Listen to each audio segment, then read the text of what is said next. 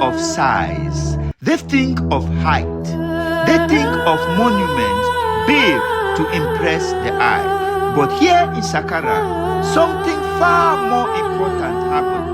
By the time King Teti ruled Egypt, the age of building the biggest pyramid had already passed.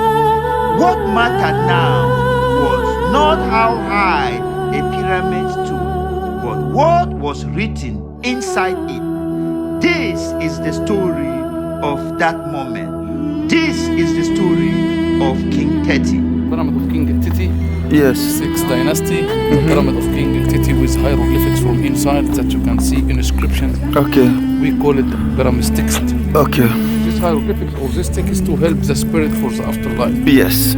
Once his spirit to walk up to see his name, his title, his features, to identify, to get a chance for the afterlife. That's why the king start to take care more about the spirit. Start to put his pyramid inside the pyramid.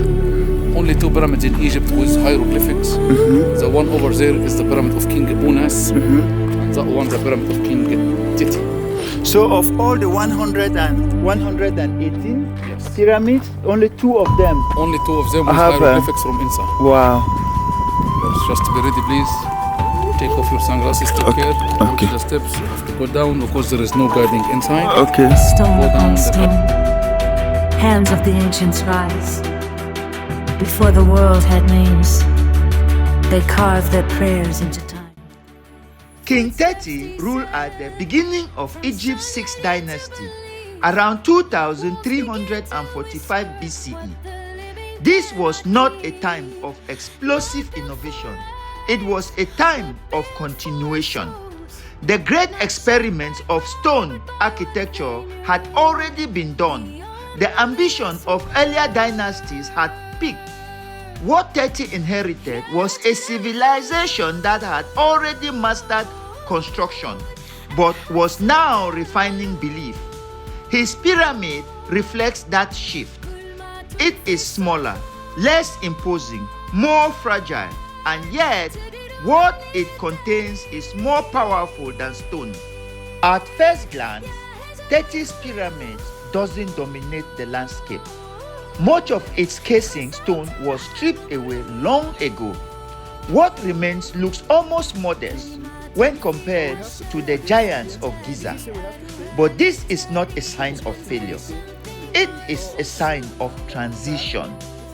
By this time, Egypt no longer needed to prove that it could build pyramids. What mattered now was what those pyramids meant. Descending into Teti's pyramid, you move away from sunlight and into intention. This descent is not accidental. The architecture guides the body and the mind downwards. Light gives way to darkness. Noise fades. Movement slows. This was design. The pyramid was no longer just a tomb. It was a ritual space, a place meant to prepare the king and his soul for what came next.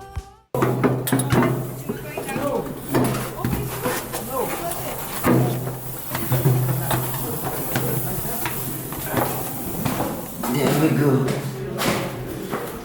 Okay. Yes. Okay.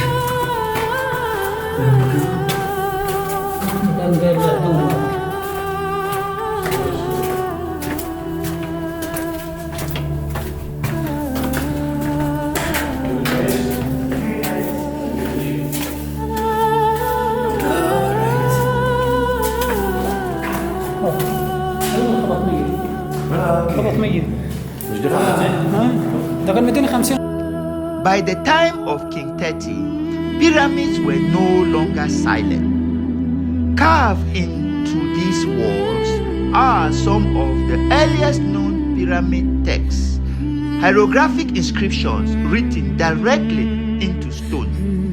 These were no decorations. They were instructions, spells, prayers, maps of the afterlife. Words meant to guide the king's spirit through death and into eternity. This is one of the most important shifts in human history. Architecture had reached its limit. Now, belief took over. The pyramid became a book written in stone. This moment tells us something profound about African civilization. Egypt did not collapse when its pyramid became smaller. It matured. Power was no longer expressed through size alone. It was expressed through ideas, through language, through theology, through meaning. This was not decline. It was evolution. Stone erodes, but thought endures. And here, thought was carved into eternity.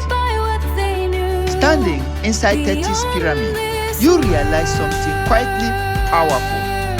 You realize that civilizations are not remembered for how big they build, but for how deeply they think.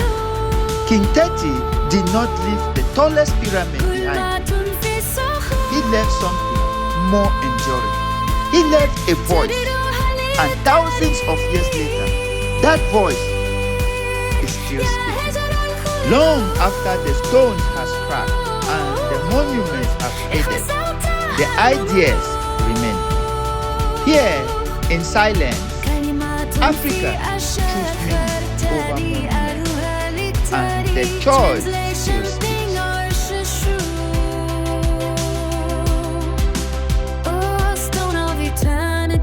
Preserve the voice of kings, words carved in rock guide the soul on its path.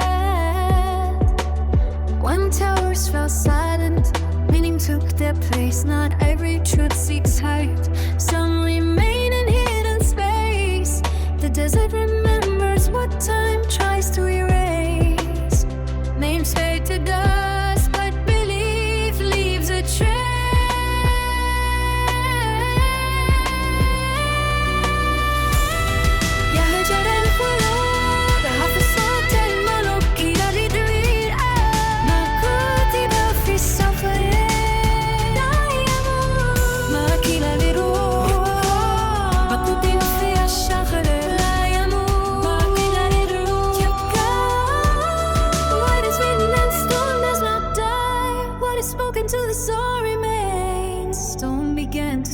When voices turn to light, caught beyond the reach of death into endless night.